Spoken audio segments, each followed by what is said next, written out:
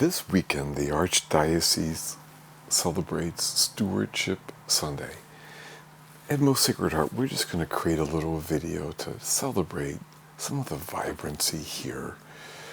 You know, stewardship, I think, if understood rightly, is really that we acknowledge that that it is our joy, really, to share our precious time for others.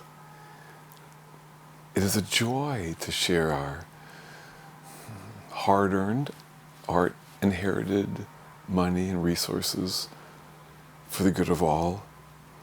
And it is a joy to share our skills and passions that God has given us, really, to make this a better world. God calls us to live that way, this way of life, because it's needed. And God calls us to live this way of life because it is the way to a meaningful and joy-filled life. So thank you to all of you who are so generous in living that way. And you know what I'm talking about, the joy that's to be found. Quick aside, I hope to see some friends from Assumption next week, and I hope to be able to get up there for some of the fall festival. That's you. And then 3 weeks later, we have a much lower key, smaller fall festival here. You're welcome. Meanwhile, I love what I do, what I'm blessed to do, week in, week out. Our gospel question is, how well do you see below the surface of a person? Thanks for joining.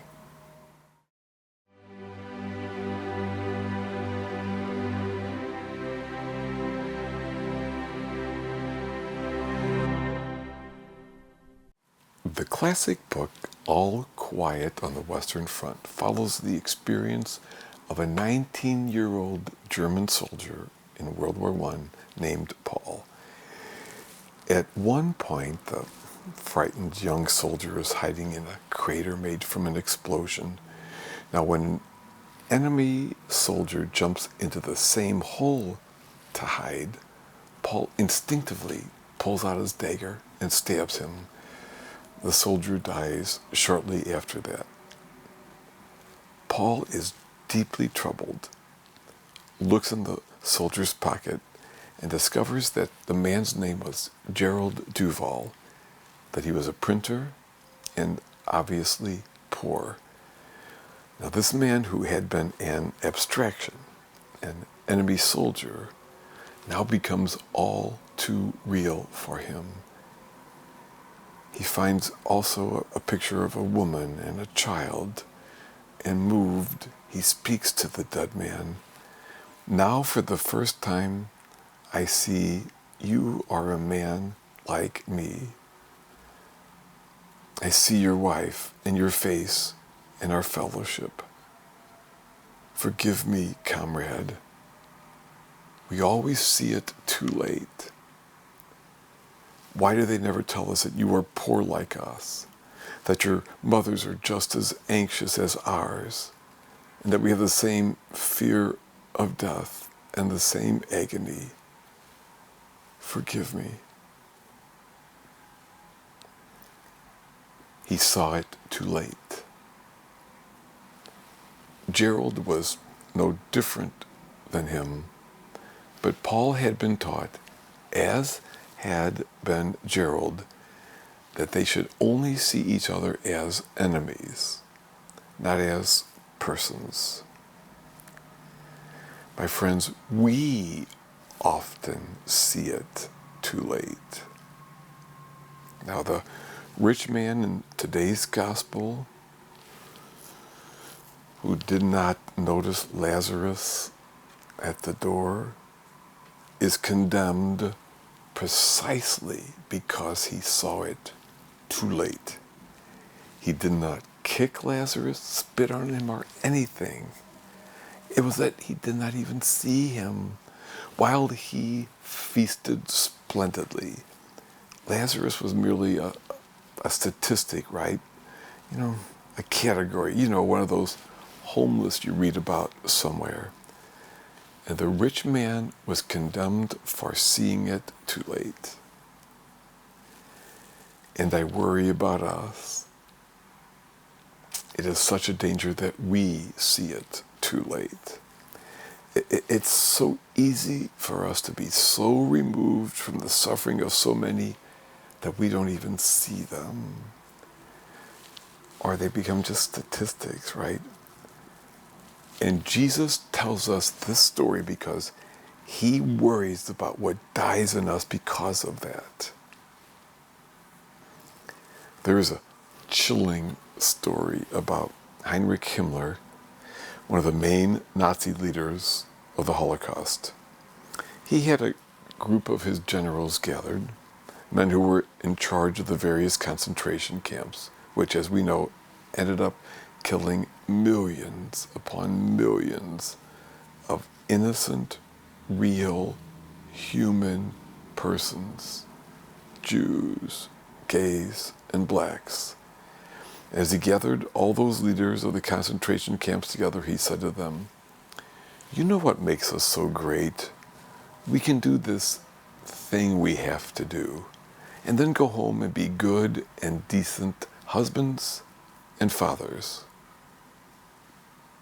We just killed millions, yes, millions of children, men, mothers, brothers,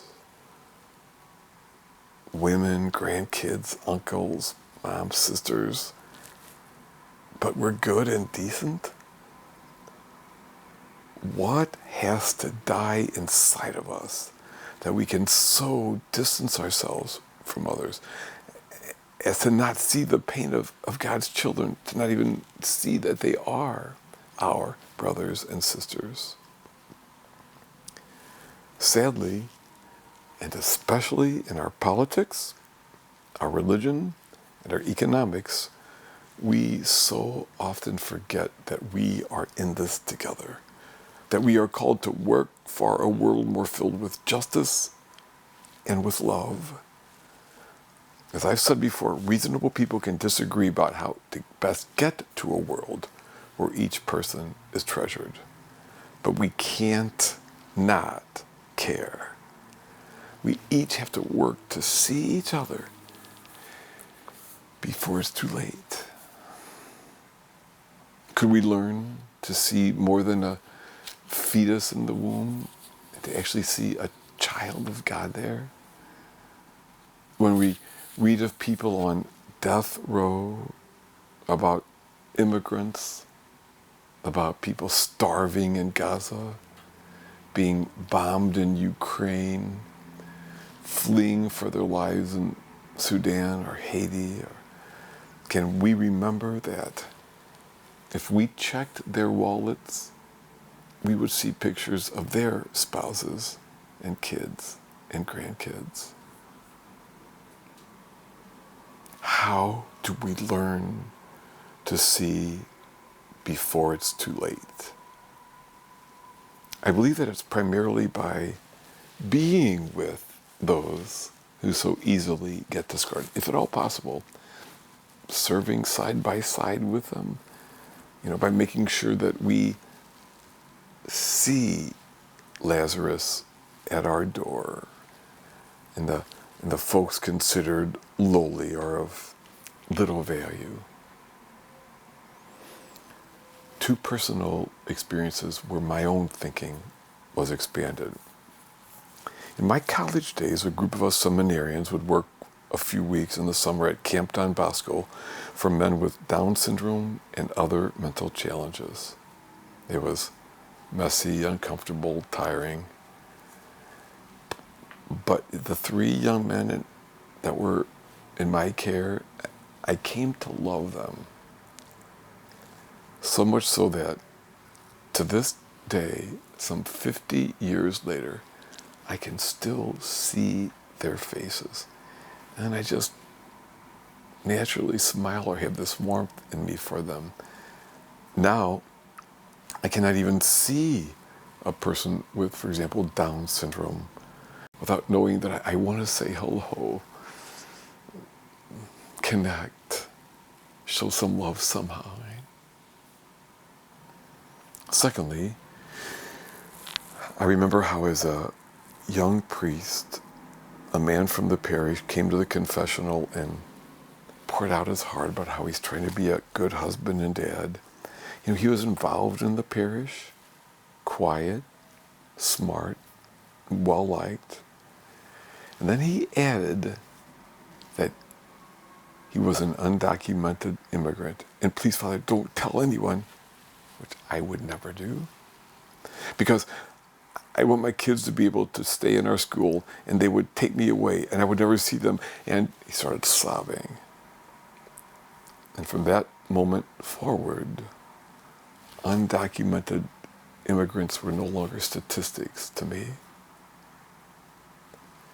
It is, I believe, of profound value for the sake of our very souls that we spend time with those that the world dismisses or vilifies, and to keep our minds and hearts open as we see them. To help us learn to see what Jesus saw and what Jesus prays that we will see, that we are each children of God, and that we are all in this together. May God help us to see that before it's too late.